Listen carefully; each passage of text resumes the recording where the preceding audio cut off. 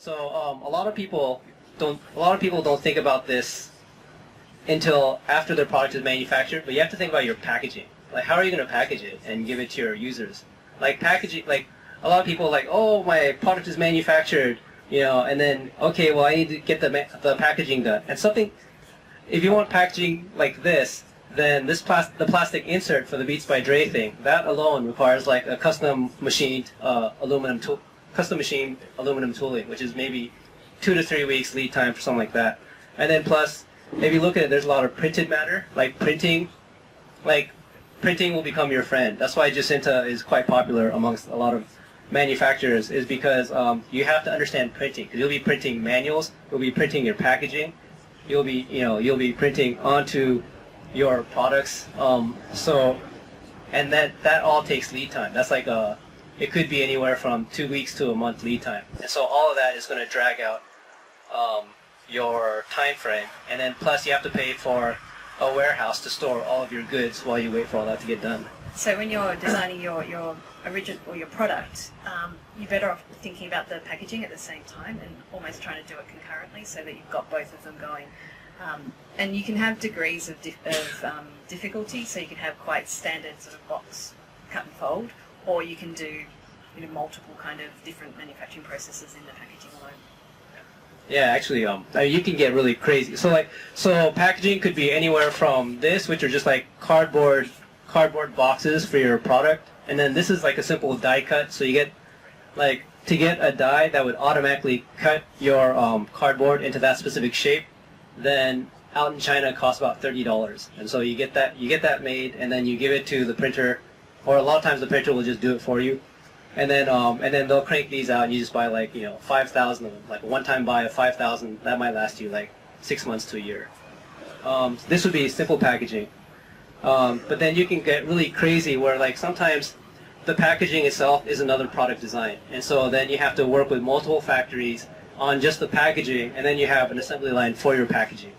And so there's Alvin over there, and this is at another packaging and boxing factory. That was the tour that we ran last year. Yeah, so that's the Hackerfarm Shenzhen tour.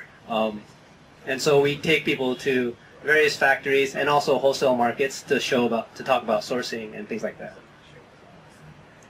So this one's an interesting one because everybody's like, okay, well, I got my manufacturing, I got my packaging done, but you have to start thinking about your fulfillment too. And it's not like it doesn't.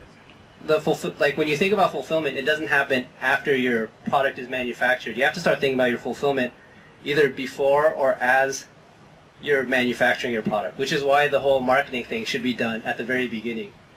Because as soon as your product is manufactured, you go through the final assembly process, you put it into the packaging, and then it needs to get out of the factory.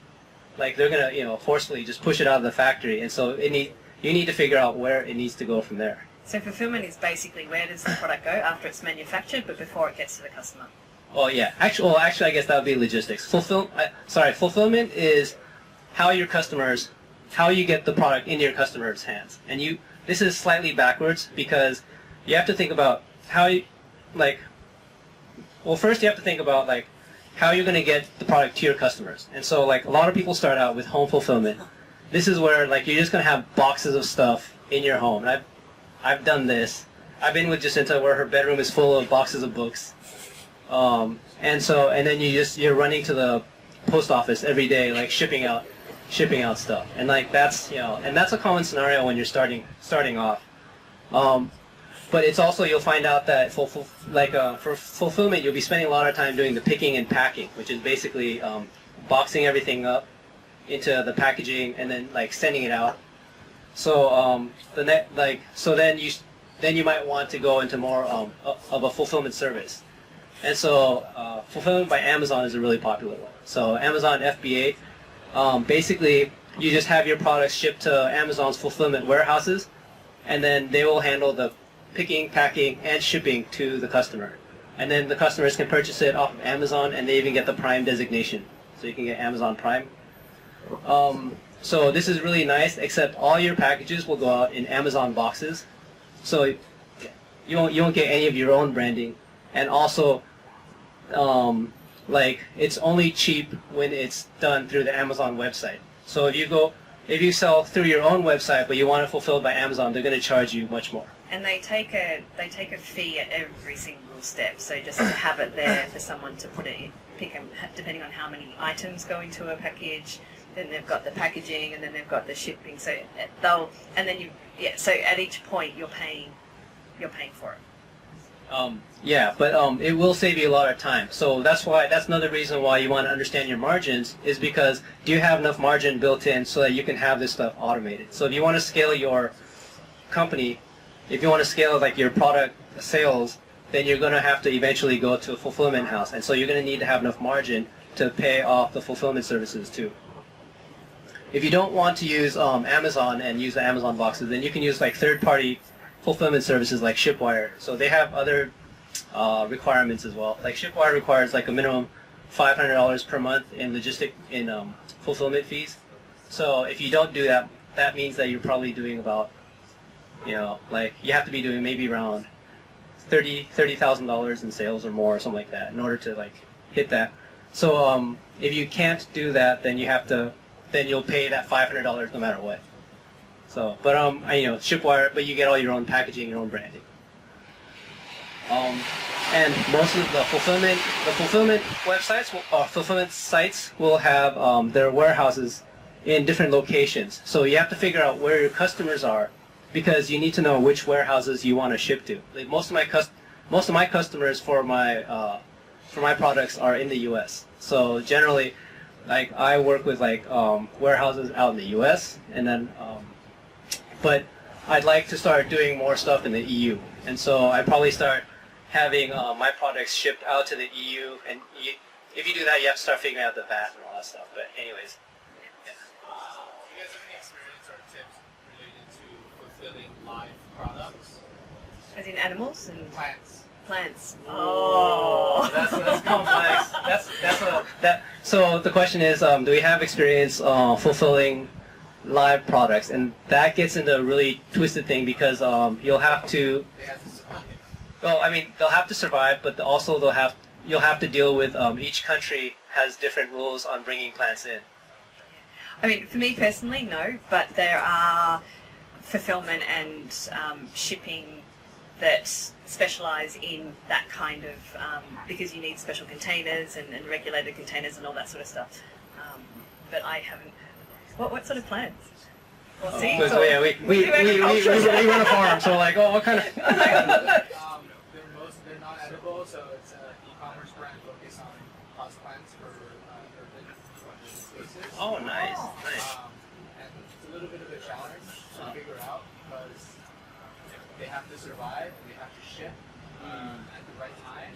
Shipping plants in New York City, for example, in winter, they die really fast. So they're houseplants, and added complexity there is they're medium to large size houseplants. Are you close, by the way? Quan? Yeah. Quan's here from Europe. Yeah. So yeah, that's as I'm looking into fulfillment, it's one of the biggest. It's coming up as one of the larger things that is a challenge. Is that this is not a product that is a square in a warehouse.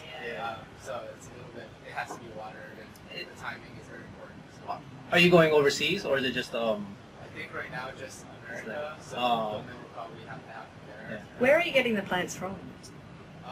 Still in the works, but the plants are mostly grown in Florida, America, and then even edible plants are grown there, and seedlings. But cacti can be grown in places like Thailand, so it sort of depends on what kind of plants.